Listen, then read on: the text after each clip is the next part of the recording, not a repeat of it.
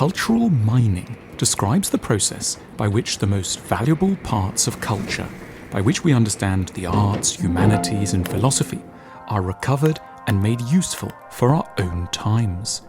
In cultural mining, the practical sides of culture are carefully extracted, cleaned, blasted and remoulded, and then used to manufacture the mental tools that we need to navigate contemporary life. It's been a historic problem that hugely valuable cultural insights have often been lodged within highly unappealing material far below ground. It's been dark and cramped in the corridors of culture, and hardly anyone other than certain accredited experts have been tempted to visit.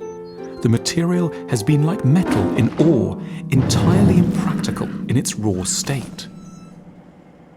For culture to be useful to us, it needs to go through a process of refinement. You have to separate cultural insights from a lot of surrounding material. Like in gold mining, only a very small portion of what had originally been dug out will ever be usable to make the finished precious item that our society needs: good ideas.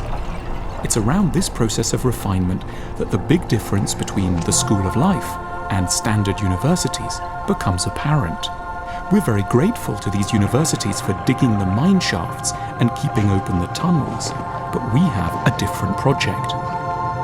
We're interested in the extraction and utilization of the material on the surface rather than its preservation and interpretation below ground.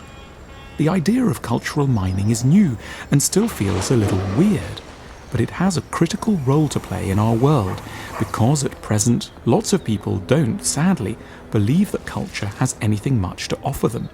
This isn't their fault, of course. When you look at the raw material form in which culture is generally laid out before us, no wonder most people don't bother. But that's a huge pity. We've started doing the mining deep in the cultural ground to help us meet the multiple confusions and anxieties of our own times.